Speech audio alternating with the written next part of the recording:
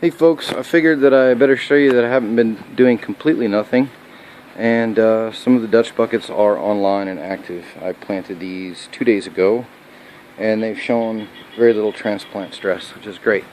The roof is done, almost. You can see that the roof was treated with a product called Sombrasol. It's a reflective material, a reflective paint which is heavily diluted. And you can adjust that dilution based, is that a word, dilution? You can adjust the dilution based on the percentage of shading that you want.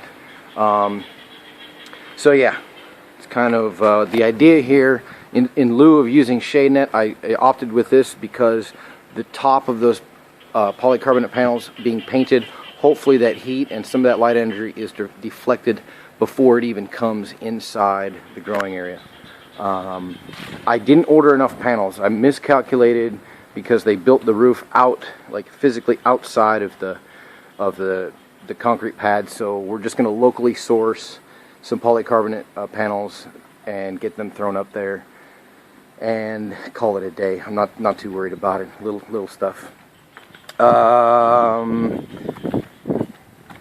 Let's see. So I just ran spaghetti hose, guys. It's all standard black poly tubing with spaghetti hoses, but I did have to use, and I learned this the hard way, you have to use an emitter if you're running anything over about, I think it got about almost 50 buckets of water flow without emitters, and then it was nothing. So what happens is regardless of the amount of water that you're pushing, I mean, I suppose you could maybe pressurize it to some crazy amount where it would push, you know, 70 buckets on one line with a pump, but I was running a 9,000 liter an hour water pump into that poly hose, and after about 45 to 50 buckets I was out of water. So I put emitters on it, and what the emitter does is it controls the flow. This particular emitter is 8 liters per hour, so it's a rapid drip. I'm fine with that, and it was absolutely going to be necessary. So the next question will be, will my 9,000 liter an hour pump power 3 rows of these buckets in the same configuration once we get emitters on everything? And I will know that probably tomorrow if I don't get distracted. I get distracted really easily, guys, just because there's so much to do and it all needs to be done. But let me show you what I used here. I'm going to climb up this ladder, so bear with me. This is what I use to support my strings. It's just that standard steel cable. It's 3 millimeters, and of course it's double clasped with these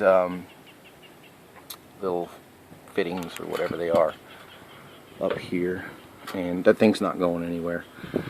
Not going anywhere. They're very, very strong. I tried to, oh, and you can see inside of it, it's actually got a regular string, so it's not all steel, because I had to take the hacksaw to it to cut it off. But it was very cheap. It was about 20 some odd dollars, $21, $22 for 200 meters of this stuff, which I found to be very, very reasonable. If I wanted fully galvanized material, the same product but like completely galvanized, that would have cost me about almost $200 for the same length.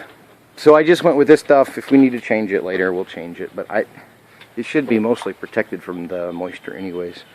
I'm not going to stress that right now. Okay, I'll show you the fish real quick, and it's just going to be a sneak peek because I need to dedicate an entire video to the fish because they warrant it and it's important, and I will do that later. I don't have the time today. Alright, so I just turned off the oxygen for a minute, and we'll see if we can get some of these guys to come and feed. And I don't know if they like this camera. They'll kind of check it out for a while, and then eventually they can't resist it any longer, and one of them will go for it, and then they'll all kind of start going for it. Yeah, see? And if you make a splashing effect, they think there's a bunch of food being thrown in, and they can't control themselves. They got to have it. So, very interesting fish. Like I said, I'm going to dedicate the next video, it should be probably in my next video, to the fish, because they're fascinating. I've never seen anything like it. We don't have barramundi in North America.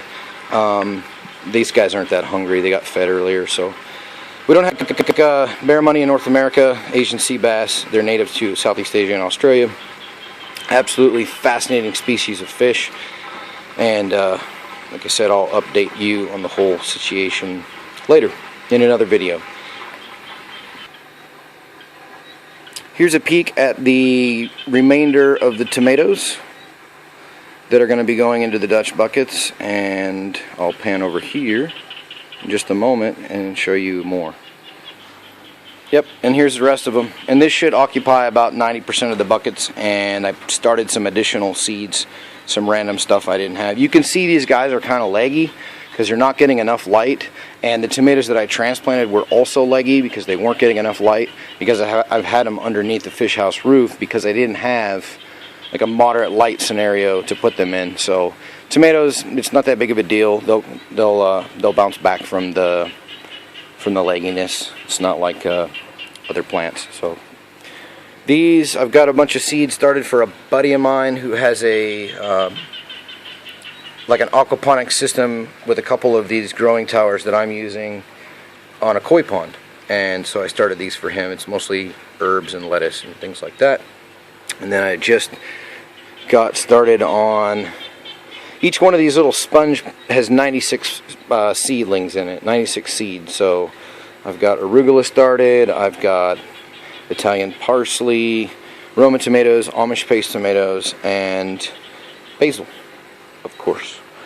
So yeah, we'll get these guys started, and by the time they're ready to transplant, we should have a pretty decent bioload, or at least we'll be working towards a good bioload in our mineralization process, and turn the towers on, and we'll see how we go. That's it for today, guys. Thanks for watching. Like I said, here in the next few days to a week, I will do my best to get out a well done video specifically on the fish. I'm personally very excited about the fish. I like the fish. They're pretty cool cats. Thanks for watching, guys. Don't forget to like and subscribe.